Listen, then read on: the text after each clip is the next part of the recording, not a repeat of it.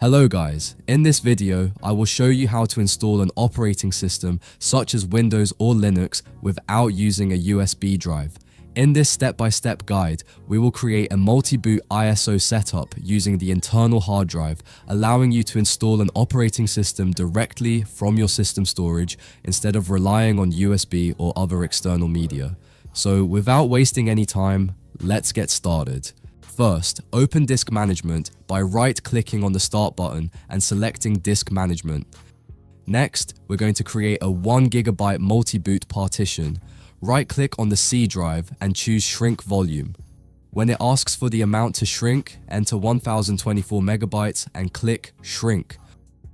Once it's done, you'll see Unallocated Space. Right-click on that unallocated space and select New Simple Volume. The volume creation wizard will open, just click Next, then Next again. Assign any drive letter you like and click Next. On the format screen, set the file system to FAT32 and give the volume label a name like Multiboot.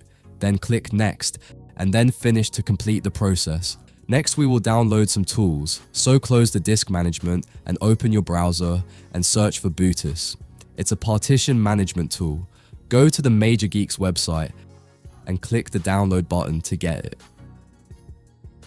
Next, we need to download the Grub2 file manager tool. Click on first GitHub link. I'll include the links for both tools in the video description so you can easily access them. Once the GitHub page opens, scroll down a bit and on the right hand side, click on Releases. From there, download the US version. After both tools are downloaded, open your Downloads folder and extract each tool one by one.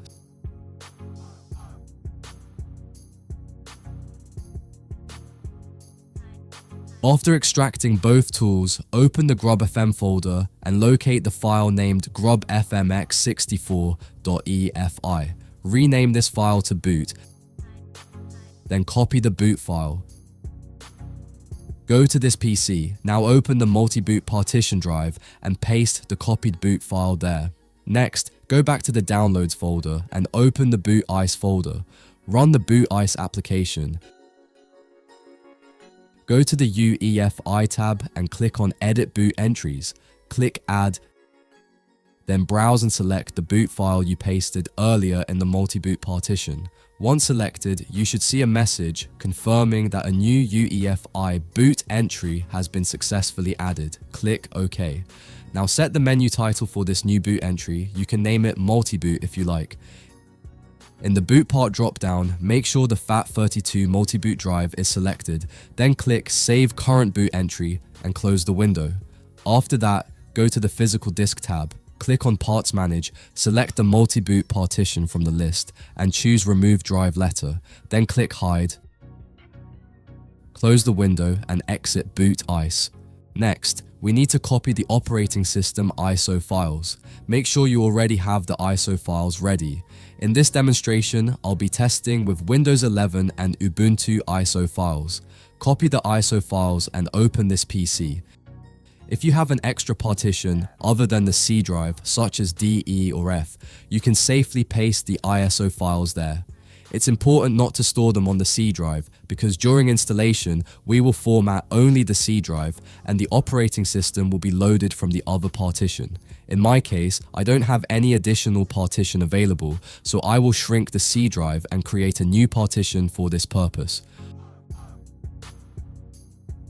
Once the new partition is created, simply paste the ISO files into that drive. After that, restart the system. When PC restart, press the boot menu key and select the multi-boot partition from the list. Within a few seconds, you'll see all the available partitions displayed. Choose the partition where you saved the ISO files, then select the operating system ISO you want to install. From here, the ISO will load directly from the internal drive. In this example, I'm loading the Windows 11 ISO. This method will also work for Ubuntu ISO.